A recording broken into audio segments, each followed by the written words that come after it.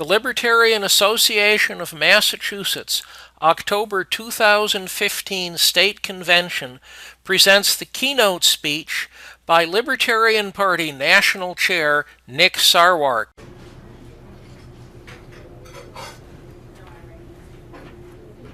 Once again, live from Worcester, Massachusetts, the Libertarian Association of Massachusetts State Convention. Our speaker this afternoon is Nick Sarwark, our national chair. I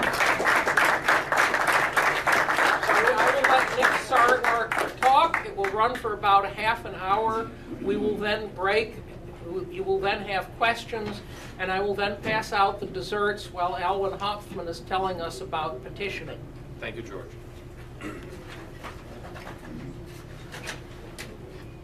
Good afternoon. Good afternoon. Better. Come on, better. Good afternoon. Yeah, there we go. Good morning. I'm Nicholas Sarwark. I am the chairman of the Libertarian National Committee. I appreciate the invitation from the Libertarian Party of Massachusetts to come speak to you. Every time I get an opportunity to come speak to a state Libertarian Party or around the country, it re-energizes me. It makes me more excited to be your chairman. It makes me more excited about the possibilities that we have to see what we all want. Nothing less than a world set free in our lifetime. And so today, I've come to speak to you to do the favorite thing of all libertarians, and that is to tell you what to do. Because I know how much libertarians love to be told what to do. So I'm going to tell you what to do. I have three things that I want you to do. I want you to show up, I want you to be nice, and I want you to win. Let's start with showing up, because as some of the presidential candidates talked about, a lot of life is showing up. Show of hands in the room, how many of you know what a McRib is? Oh, that's quite a few.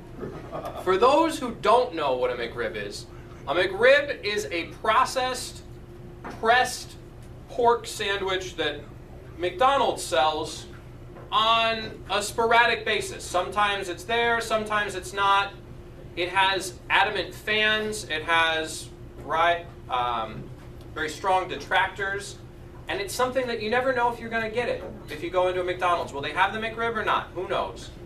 Some people like it, though. Who knows what a Big Mac is? Everybody.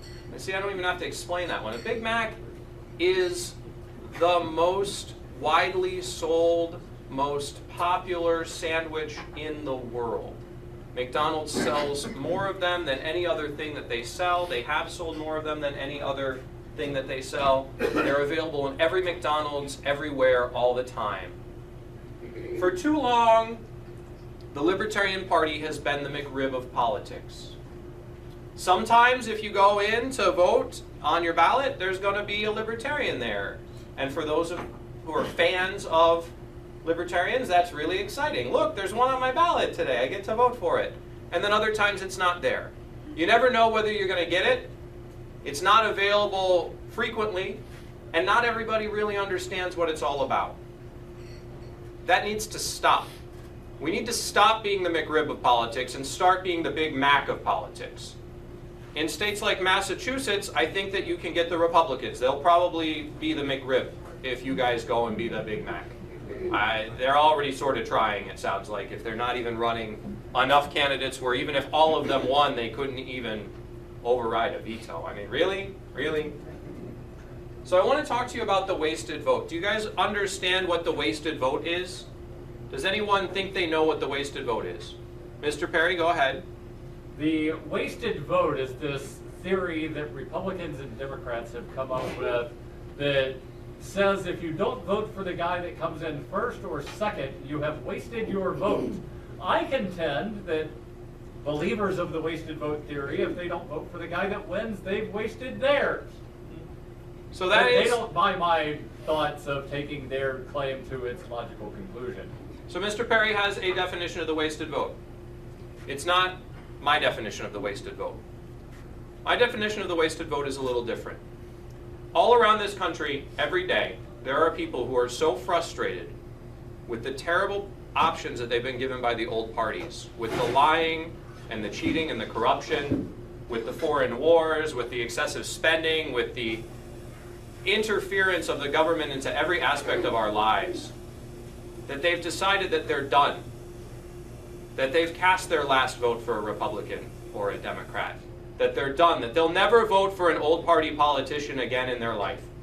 And they go into a ballot box and they have a ballot in front of them and they're ready to vote Libertarian because they want all of their freedoms all of the time. And they're ready to break away from the old party status quo, and they're ready to vote for liberty. And there's not a Libertarian on their ballot. That vote is wasted. And those are the wasted votes that we have to stop wasting.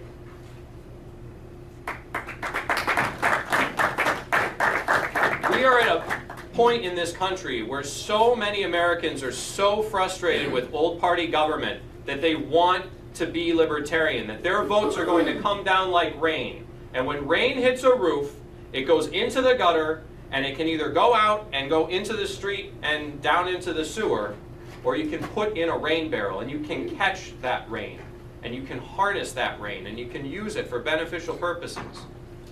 Every single Libertarian candidate is a rain barrel to catch those Libertarian votes. And that's what we need to do. We need to stop letting people's votes be wasted.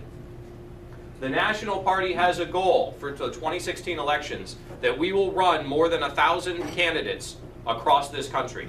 I'd like it to be even more than that, but we have committed that we will run more than 1,000 candidates across this country. I was talking to Mr. Fishman, your political coordinator. Apparently, in the state of Massachusetts, it takes about 150 signatures to run for state assembly. Is that right? That's correct. Oh, okay.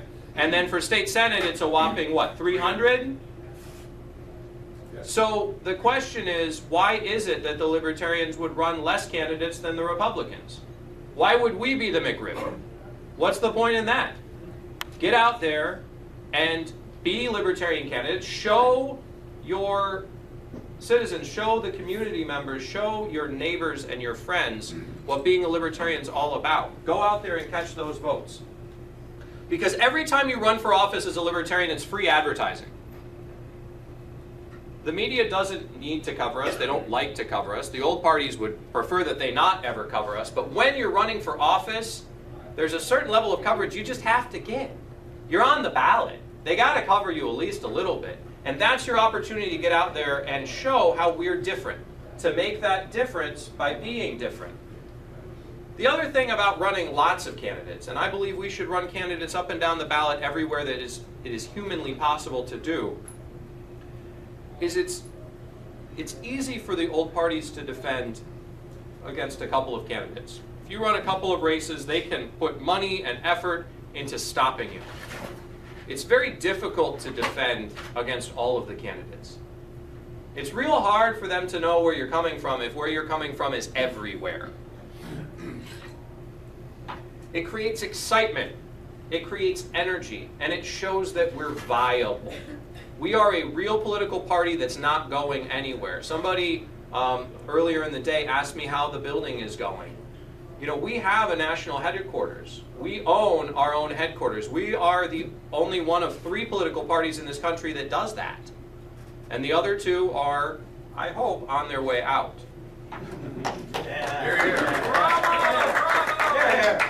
We are the only political party that believes in all of your freedoms all of the time. We don't make exceptions and we don't make you make choices. Up until the Supreme Court kind of took that issue off the table, it used to be that the biggest problem, let's say that you were a gay couple who lived in a rough part of town, and you wanted to protect yourself with a gun, but you also wanted to get married. It used to be the old parties would make you pick. Which of your freedoms more important to you? Is it the freedom to marry who you love, or is it the freedom to carry a weapon to defend yourselves from somebody who would harm you? Which one's more important? Because you can either pick this one, and then we're taking away the other one, or vice versa. You want to be defended? You want to be married? Your call. Only the Libertarian Party says that's not a choice that any American should ever have to make. That's not a choice that any American should ever have to make on any one of our freedoms. all of your freedoms, all of the time. I want you to keep your money. I want you to keep your guns. I want it to not be the government's business what you put in your body. I want the government to stop using your money to bomb innocent people overseas. I want all of these things. I don't want to settle for half a loaf. For too long, the old parties have given our fellow citizens half a loaf. And it's up to you to go out there and tell them that you don't have to settle. That if you really want freedom, we're here.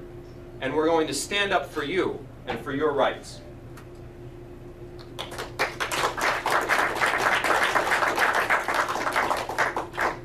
Showing up is so crucial.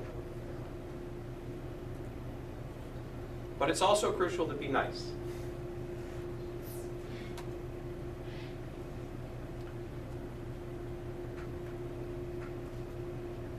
The Rabbi Lord Jonathan Sacks, when referring to the last Lubavitcher Rebbe, said, "Good leaders create followers, and great leaders create leaders." Now, as a party, the Libertarian Party has a remarkable percentage of young people in it. It has a remarkable number of people who are coming up in politics who've decided not to take the path that their parents and their grandparents took, not to settle for half a loaf because they want all of their freedoms. And when it comes to our young coming up in this party, there are two things you can do with your young. You can build them up into good leaders.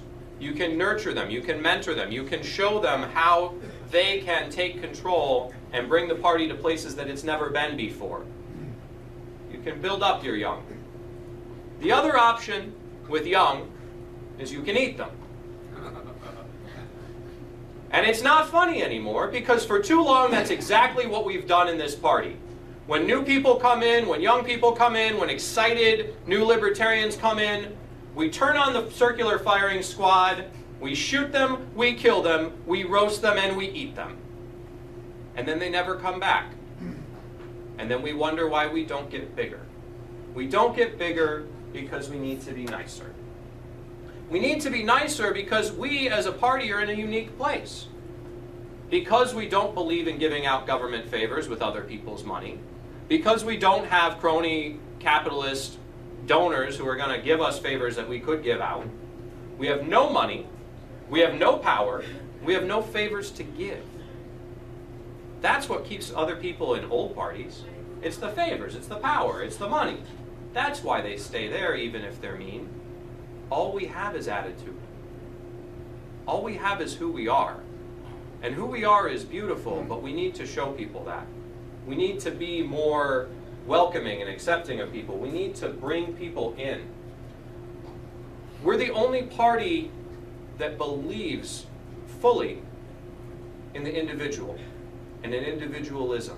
We believe in individual rights, not government rights, not states' rights. We believe in the individual. And that's why it is so depressing when I see Libertarian Party members treat other people in groups, treat other people as a collective. That as soon as somebody says something that you don't agree with, they say, hey, you know what? I really think public schools are important. Status. You call them a statist. It's a wonderful word that means nothing to anybody outside of this room. And it's mean. It's mean. It's you're not listening to that person as a person. And for a party of individuals and individualists, it's the greatest evil you can do is to treat others like they're not individuals. Those are people too. And they're people who may want to be libertarian if you will let them grow. I was talking to somebody earlier today who was talking about the frustrations of talking to people about libertarianism and they don't get it. They don't get it. And then I asked, how long did it take you to get it? And it was plus or minus 35 years. They're not going to get it the first time. So don't make them. Don't force them. Meet people where they're at. Listen to what they have to say. Try and find out what's important to them. The local hero of yours around here, I think, One of the Magliazzi brothers died a couple of years ago. Last year? Tom died, which is a loss for all of us. Click and Clack, the Car Talk guys. And one of the interviews that he gave, he said, you know, my wife thinks I'm stupid. Because we have these arguments, we have these fights, and I just say, yeah, honey, you're right. And she thinks I'm dumb, because she's always right.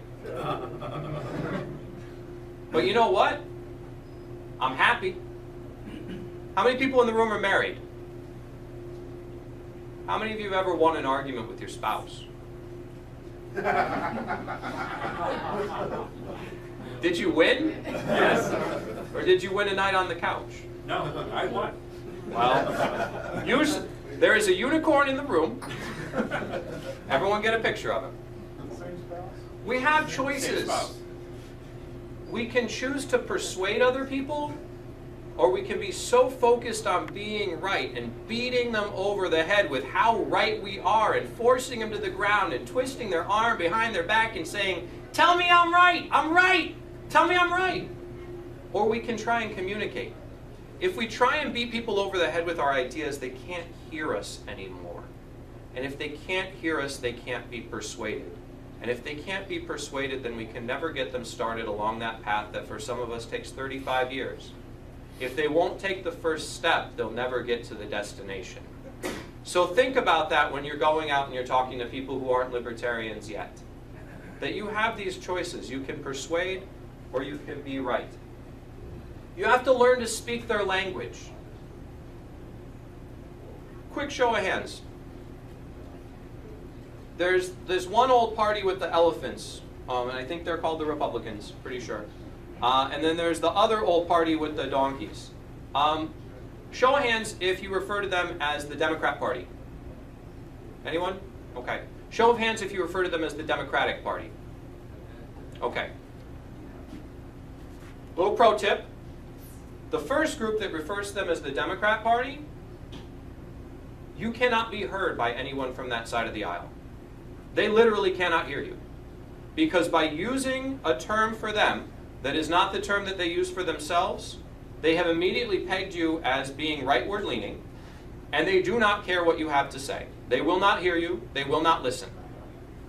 So if you use the other term, add the IC at the end when you're talking to people, because it's polite to refer to people how they want to be referred to. Somebody prefers Mr. to Mrs., then you call him Mr. If vice versa, then you call him whatever. It costs you nothing, and it wins you a great deal of influence. Because if they can't hear you, they can't understand you. Once you're speaking their language, once you're done with the insider language of statist and you know, these terms that we use as libertarians that mean a lot to us but mean nothing to people outside of us, the next step is to focus on agreement. How many people in this room have ever sold anything? Oh, good, lots of you. Well, then this should be pretty much, you know, a repetition, I would hope. But there's an old saying in sales that if you have a product that's got 10 features, right, and you have a customer who is super excited about 2 of those features, then you never, ever, ever, ever, ever talk about the other 8. Or to put it in more basic terms, shut up and take their money. This is how it has to work in libertarianism. There are people out there who agree with us on many, many issues and disagree with us strongly on some of them. If you don't have to, don't talk about that other stuff. Focus on the areas of agreement. Ed Koch, the former mayor of New York, used to say, if you agree with me on 9 out of 14 issues, vote for me. If you agree with me on 14 out of 14 issues, find a psychiatrist. We don't agree on everything, and we shouldn't force that. Because we can work together on things that we agree on without making people bend to our will and agree with everything we say. We can focus on the areas of agreement, and if there's somebody who really does like gun control, but otherwise they're a libertarian, it's probably not a great idea to talk to them about guns. Why would you bring that up? That's insane.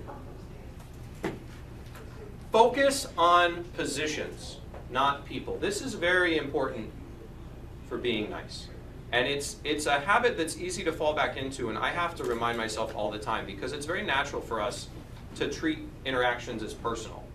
As, you know, I'm attacking someone else because they're attacking me. We internalize that. Talk about what position they've taken and why that's wrong. Not about that person being a bad person. There's no need to speak ill of somebody else. You know, if somebody is a terrible, horrible racist, then talk about how racism's really wrong. And we don't like racism, and that's not what we're about. And that position is different from our position. But there's no need to say that that's a bad guy. He's obviously wrong about something, pretty solidly wrong. But why would you drop to that level? And if you do that, you'll find that people who don't even agree with us on the issues will see how we comport ourselves and just think to themselves, you know, that guy's a nicer guy than the other guy. And I don't really have a strong opinion on politics, but I'm voting for the nicer guy.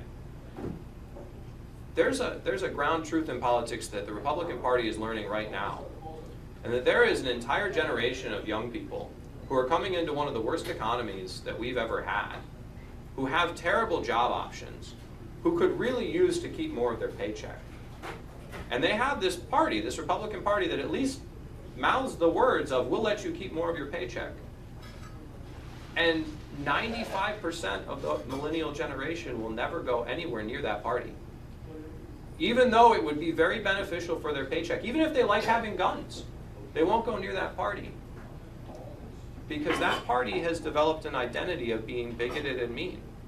That's the identity that they've chosen to cultivate, and those chickens are coming home to roost. They will not support people who are mean. And we can either learn that lesson from our old party friends of how not to be like that, or we can try and emulate them and see if we can be meaner. I would posit to you that being nicer is probably the better move long term, because this is a long game. This is not a short game. This is not the next election. This is not the next 2 elections. This is nothing less than a world set free in our lifetimes. Our lifetimes are long and getting longer. So we need to stay in this for the long term and take those long-term wins and not go for these short-term gains. Not, you know, there's no need to coddle up to people for a short-term gain from where we are as a party right now. We are in the long game. I have a new phrase for everybody. It could be the new thing, I don't know, you have to try it out. But it's something I learned from a guy named Larry Sharp in New York. And one of the things he suggests is when you're talking to somebody who's new to the whole libertarian thing, and they tell you, you know, their position on whatever, government schools are great, I love public schools, they're the best thing ever. Try this phrase out. It's free, it's useful, it's helpful. You might be right. You might be right. Just learn how to say that. Can everyone say it with me? I know, participation, come on. You might be right. How'd that feel? It feel good? I might not be right, but I might be right. That's the key. When you go to somebody who gives you a position that's totally out of line with what you think, just saying you might be right validates that other person. And now they can continue to hear you. And it's true, they might be right. We've all been wrong about some stuff. So just accept that possibility, even if you know, it might not be really likely that they're right. They might be. And then you can continue to have a conversation. And that's what's important, because if we continue to have the conversation, eventually we are right. The arc of human history bends towards freedom. Individual liberty is such a beautiful concept that we are right. But sometimes it's okay, much like in a marriage, it's better to be right than to force somebody else to agree with you. And sometimes people are more inclined to agree with you if they come around on their own to realizing that you're the one who actually might be right, and maybe they were wrong. If you don't force them into it, it's a lot easier for them.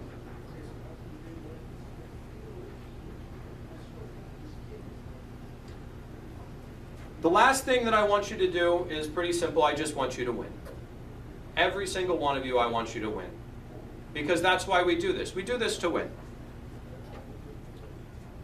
The Stoic philosopher Epictetus had a saying, everything in life has 2 handles, that by which it can be borne and that by which it cannot.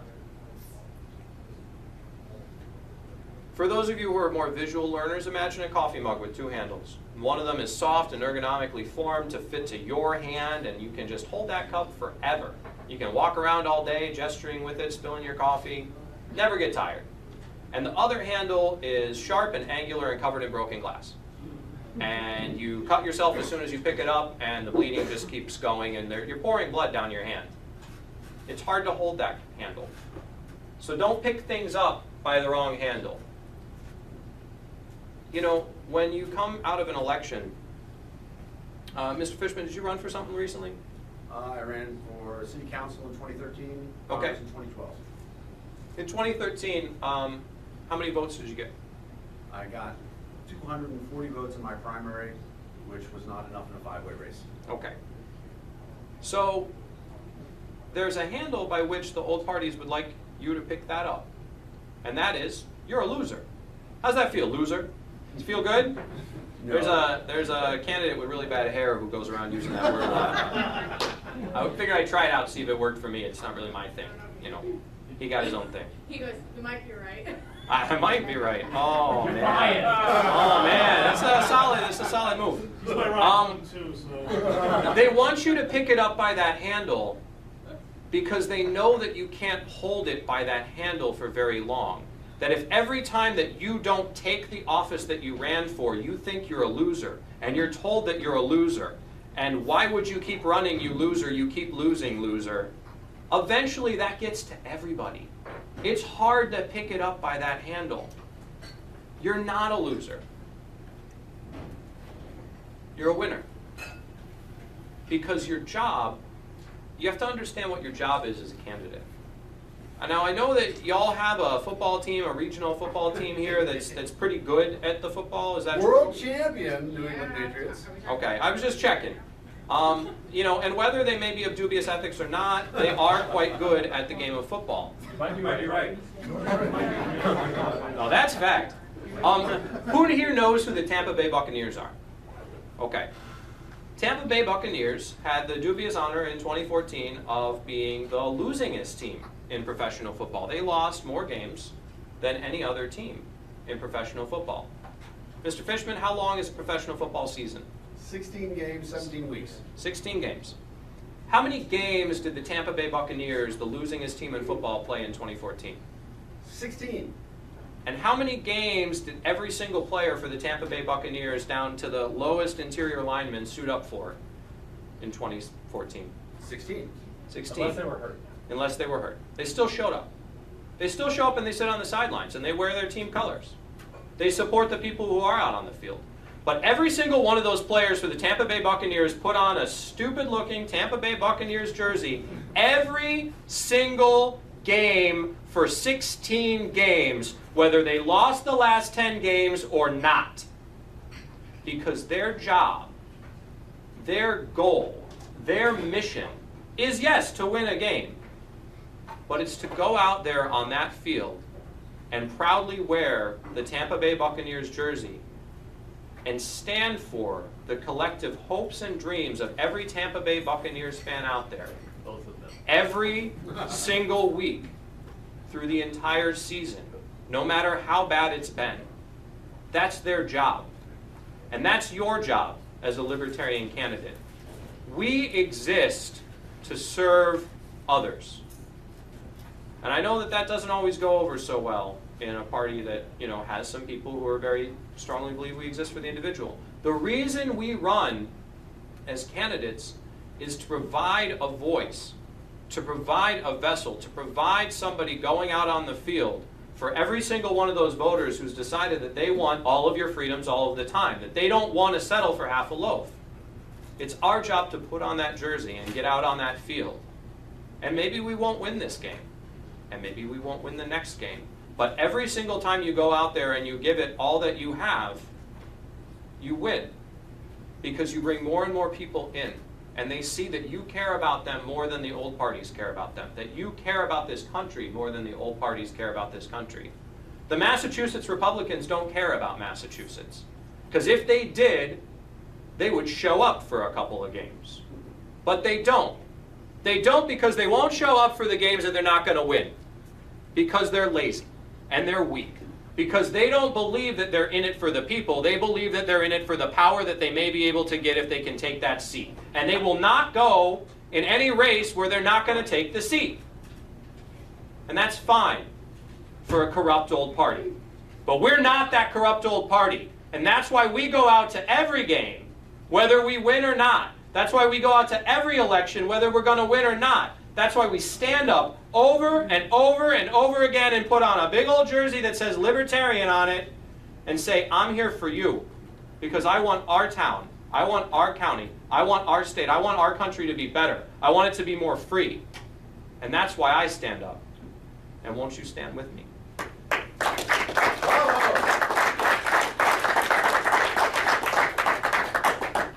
One of my favorite political philosophers, Malcolm X, said, don't struggle only within the ground rules of the people you're struggling against have laid down. If you're being oppressed, you don't play by the rules of the oppressor. That's just fundamentally bad strategy. The reason that we are so free, the reason that we can win,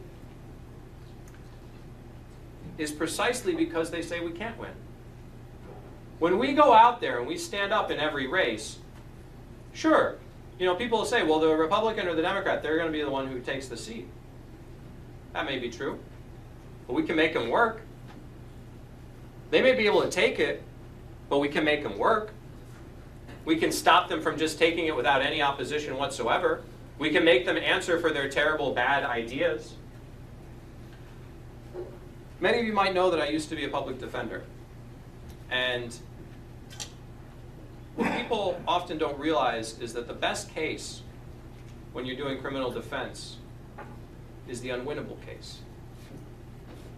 It's the one where your client's on video and he totally did everything that the prosecutor said that he did, and there's no legal defenses whatsoever, and there's just no good outcomes here.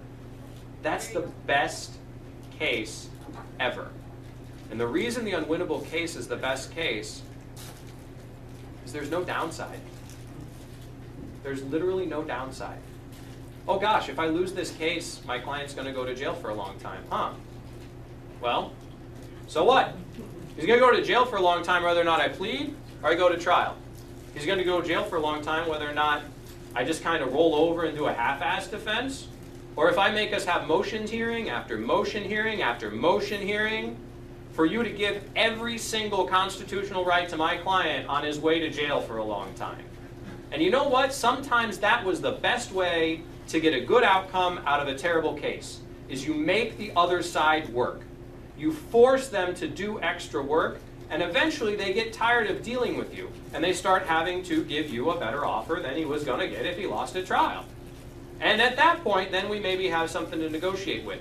If you go out there and you run in every single race, and you make it difficult and unpleasant for your old party opponents, they may decide that maybe it's a good idea to start co-opting some of our positions so that these annoying libertarians stop trying to run in every race and stop trying to fight for freedom. Maybe if we give them a little bit of freedom, we can take some wind out of their sails.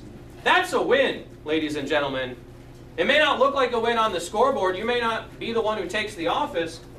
But if you really are doing this for your country, if you really are doing this for your fellow citizens, and by your efforts in running a libertarian campaign, they get a better life, they get a more free Massachusetts, by God, you're winners. And I hope that you have more wins like that. We have to be happy warriors. When I clerked for the Institute for Justice, who did some amazing work with the Kelo case, that Kelo v. New London case, the eminent domain case, was a landmark Supreme Court case in which they lost, if you buy into the standard way of chalking up wins and loses. The Supreme Court said that it is okay for the government to steal people's property to give it to a private developer even if there's no public use. And what the attorneys at IJ did after they lost that case was they came back to the office, and for one day they had sort of a day of commiserating over the fact that they just lost. And the very next day they started up a grassroots efforts around the country to reform eminent domain laws in all of the states. And within a year, 42 states had passed eminent domain reform, striking back at some of these overreaches that they had lost in the Supreme Court. Because they're happy warriors. Because the happy warrior gets back up and gets back into the fight, even after he's been beaten. The beauty of it is, when you litigate for constitutional liberty, IJ is not supposed to win any of their cases, right? The deck's already stacked against you. So you savor the wins, you trumpet the wins, and if you lose, well, hey, we were supposed to lose. The game was already rigged, so what? But we're coming back to play next time, and the time after that, and the time after that, and sooner or not later, you're going to get tired, and we're not, because we're doing it for our country. We're not doing it for whatever favors or power we can get. We're doing it because we want a better country. And we have some opportunities as libertarians to lead where the old parties can't. I know that one of the things Mr. Fishman mentioned was cannabis legalization. That's a beautiful spot for us to be in as a party, because both of the old parties are tied in to the war on drugs. They can't get away from that issue because it's politically unfeasible for them. And the people are way over here. They don't want to throw people in cages for what they put in their own bodies. They don't think that's right. They think it's a waste of resources. They don't want the police focusing so much on making drug busts that the streets aren't safe for, me and my kids. We have an opportunity to lead on that and get out in front of it. In Colorado, when Amendment 64 was on the ballot, we were the only political party in the state of Colorado to endorse Amendment 64. We were behind that initiative. Republicans were nowhere, the Democrats were nowhere, some individuals were, but as political parties go, we were on the forefront of this issue with the people. And that initiative passed with a greater margin of victory than the sitting president. I mean, that's where we can be. We can be there, and we have been there with issues like marriage equality, which is now off the table. We can be there with issues like immigration. We can be there with issues like birthrights. The fundamental right of a mother to decide how and when she wants to have her child. If she wants to have a child in a hospital, in a birth center, with a midwife, at home, in the woods, it's frankly none of the government's business. And neither the old parties are going to get anywhere behind that issue because it's scary for them. They want to have control over people's lives, and this is an opportunity for us to lead. We have to show people that we stand with them, that we stand for the fundamental freedom for you to live your life the way you choose, as long as you don't hurt anybody else and you don't take their stuff. That if you want to live your life and pursue your happiness in a way that maybe I don't approve of, that I'll still stand up for you. That you don't have to make my choices for me to stand up for your choices. That message is beautiful. And we can't back down from that message. William Lloyd Garrison, the famous abolitionist, in an issue of the Abolitionist, said one of the greatest things that's ever been said in politics. And he was responding to criticisms of his language, his tone, his decorum, in trying to fight for the abolition of human chattel slavery in this country. And he was being criticized for being intemperate, of using harsh language, of being mean. And what he said to his critics is, I am in earnest, I will not equivocate, I will not excuse, I will not retreat a single inch, and I will be heard. That's where we have to be as libertarians. We have to be earnest. We can't retreat, and we will be heard.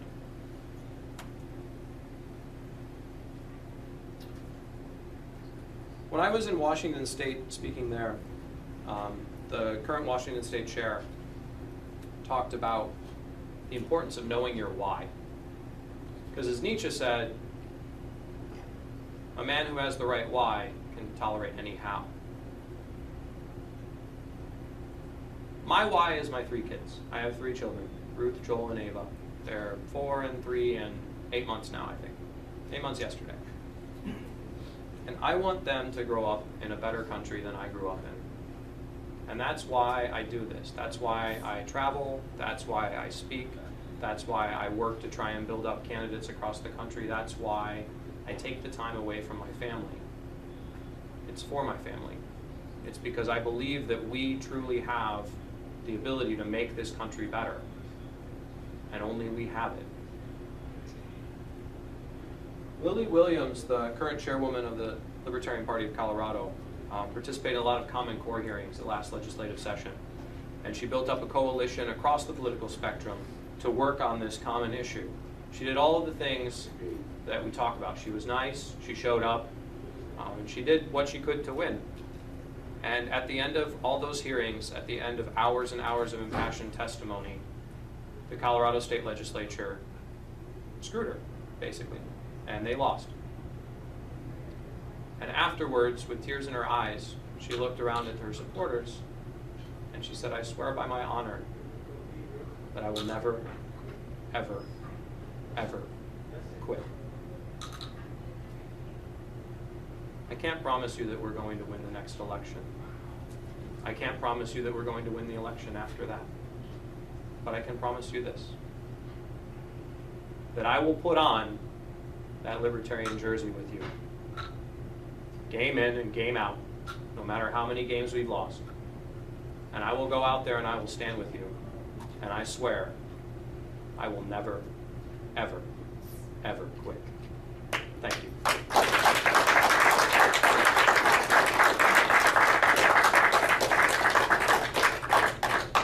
How much time for questions? What time is it? 1:45. About 5 minutes for questions. People, those of you who ate something, there are a bunch of take-home dishes if you want some more. I got apparently portion sizes were larger than I thought, or your appetites were smaller. However, about 5 minutes for questions, and then we have to advance to petitioning. Sir.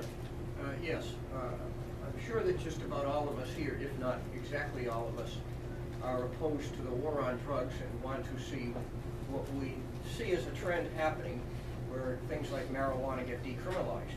However, I see a downside to specifically what's happening like in Massachusetts, Colorado, and Oregon, wherein the trade-off becomes, in order to get people so they can have medical marijuana or not be arrested for having a naturally growing plant, we're feeding a bigger bureaucracy that's starting up with licensing and government controls and getting more money for the beast to spend to violate our rights. We should be starving the beast. So this is a dilemma. How would you solve that problem? Well, that came up in Colorado when the state board looked at whether or not to endorse Amendment 64. And the place that I come down on it is this. I think it's more important not to lock people in cages than it is whether or not we have higher taxes. And in the real world, that's sometimes the trade-off you got to make. Sometimes you don't, but oftentimes you do. You know, oftentimes the only initiative that you got on your ballot is stop locking people in cages, but the government's going to get more tax money. I saw a lot of my fellow citizens get locked in cages, some of them for things that they shouldn't have been locked up for. And so for me, where I come down on it is that's more important. Mr. Perry. How do you answer the question or objection of, you say be nice to people, there's a certain segment of libertarians that say being nice to people makes you a social justice warrior. So how do you answer the claim that being nice means you're a social justice warrior? They're wrong. I mean, They might be right. They might be right. Who knows? No, there's no cost in being nice, right? There's no cost in being polite to people even when you disagree with them. You know, I may not agree with people that want to control guns, but, you know, I can talk about the issue and the position and still be polite and friendly. You know, I can say, and I will say, and I will stand up for the idea that I don't approve of people in the Libertarian Party being mean to other libertarians. I don't like it. And if people think that that makes me a social justice warrior, then that's, you know, as the great Big Lebowski said, hey, you know, that's just your opinion, man. Mr. Reed. Under Constitution, should not abortion, gay rights, marijuana use be decided by state governments under authority of the state people under their sovereign state rights? Only if you get to the 10th Amendment by skipping the 9th. Ooh, Common Core arithmetic. I don't follow the BS that Robert Bork, may he rest in peace, said about the 9th Amendment being some sort of ink blot. That's the one that comes before the 10th that says that the rights are reserved to the people. So before we start talking about the rights that a state has over me, let's talk about the rights that I have over me. So I don't think it's the government's business. I don't. Under how I read the Constitution. I guess if you read it bottom to top, maybe you get to 10th first. Yes, sir. Yeah, more specific question. Right now, America is going through a lot of libertarian movements, but there's also a lot going around in the world. If you look at Europe right now, England, Germany, France, Spain, there's a lot of secessionist and small government, very localized movements going on, especially in their political parties. What do you think that can be done that America, as far as our Libertarian Party, can promote internationally that can help libertarian movements worldwide? Well, the first thing that we've done is we did start, Jeff Neal, the former national chair, started the International Alliance of Libertarian Parties, which is an alliance of libertarian parties around the world that come together as political parties to talk about what's been effective in their country, to talk about the ways that those examples can be transferred across borders. It's a beautiful thing, and it's unique to libertarianism, right? Because libertarianism, by its nature, is, if not anti-nationalist, it's definitely not nationalist in the way that other political movements are. You know, some of us are proud of our country, but we don't believe that rights stop or start because of which side of a border you're on. And so it's a beautiful spot for us to cooperate across the world with everyone who is in a political party that wants people to be more free. And so they've been doing some great work, you know, with libertarian parties in Europe, in Russia of all places, in South America, Latin America. Not a lot in Africa yet, but I'm hopeful. Dr. Feldman, did you have a question? I was just going to make a point that one of the many things I like in our Constitution is that states do not have rights. They have powers. Only individuals have rights. You can check it. I did have a question, though. And you know, I agree with you, 110%. But there are some people who are nice. But they do amazing things. And they've been doing it for a long time. How do you think we should interact with those in our party who have very solid principles, but who do not have the social graces and the ability to tell people, you might be right about that? You recruit enough nice people that they can take all the jobs that are outward facing so that the people who are not so nice can do jobs where they don't have to interact with people on the outside. And then everybody gets more work done and everybody's happy and everybody can do the thing that they're best suited to do. One of the things that Michael Pickens, the former state chair in Washington, used to say is the solution to pollution is dilution. If you have people in the party who are not being nice or who are not helping, then recruit more people that are different from that person. And then you have more nice people and like the one guy, right? And yeah, we're a political party made up of individuals. We're gonna have some individuals that maybe everybody doesn't like. But we can make them the minority by recruiting more nice people. And then, one of the challenges of being libertarian is we don't get to tell other people what they have to do, right? We're not about force, we're about persuasion. So all we can do is set examples. All I can do as your national chair, I can't tell you to do anything, in spite of the fact I just had a long speech telling you what to do.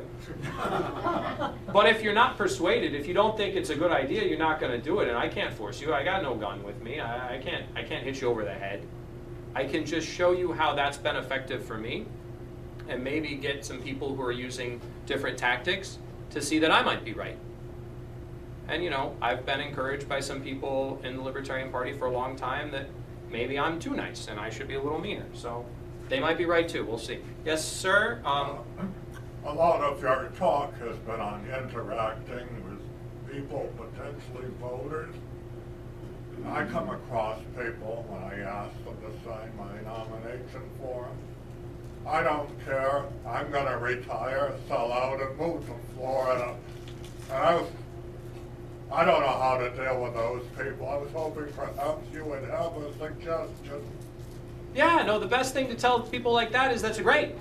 That's great. I'm glad. I hope you have fun. Wouldn't it be great for the last thing you do on your way out of Massachusetts to sign a petition so people have a little bit more options on the ballot and then have some fun in Florida? You know, I was petitioning in Little Rock to get us on the ballot there when I went to speak to their state convention downtown. And some people said, I hate libertarians. And I said, great, sign our petition. You can't vote against us if we're not on the ballot. Come on. You know, and you say it with a smile and you're not mean about it. And if they say no, then you just move on to the next person. You don't let it get you down. Yes, sir. One more question. Yeah, you talked about the importance of being inclusive, being nice to people who express that's what I interest in the party. I'm sure you know that there's a situation in Florida where the state committee is having difficulty being nice to a candidate for public office on the Libertarian You don't say. Party. Don't say. Could you give us some advice on, you know, how to handle those situations where, well, we want to be nice, but it seems like this person is just beyond the pale? It comes back to the solution to pollution is dilution. If you have a candidate who is considered by you to be embarrassing, right? You think that they're not representing the party well, you think that they're inarticulate, you think that they just don't have what it takes to run for the office, you'd rather not have them be your candidate, then really what it comes down to is you got to do the work to recruit a different candidate, right? You have to participate in the marketplace of ideas because we're not an authoritarian party, especially Florida law is very specific on this. Anybody can run for Senate as a libertarian. They pay the 10 grand or submit the signatures, they get on the primary ballot whether or not the party wants them on or not. So what you have to recognize is this is a situation where you don't have control over it. So how do you control a situation that you can't control? You control it by recruiting somebody else to run in an open primary, to actually call out that person's positions and say, your positions are different from the positions that the party has. Here's this other candidate who has positions that are more in line with the party, and you convince the voters to nominate the guy who's nicer. But it's hard work. You know, I hear this complaint from various state parties where they have somebody who becomes a nominee and they don't like them. And I always ask, did you recruit somebody else to run against them? And then they're like, well, no, nobody else wanted to do it. Well, then it's kind of tough. But the other thing that I try and do, you know, and I only interact with the presidential candidates, you know, I like to let everybody have as open a process as possible so that they can talk to you, because we still nominate by convention. None of these presidential candidates has to convince me of anything, right? I'm neutral in this race. They have to convince you. So I try and make sure that they have open lines of communication to talk to you, and then you guys are going to decide which of these guys or somebody else that you want to be your nominee and represent you and put on, you know, that captain's jersey in the election in 2016. But it's not on us as party leaders to attack our candidates. We don't need to do that. We need to work to have better candidates. That's just my opinion on a thing that may have happened in Florida. I don't know. Thank you all so very much. I think Florida has some. We now have, oh, I better get in front of the camera. Thank you, Nick. Yes, thank you very much. Thank you. We now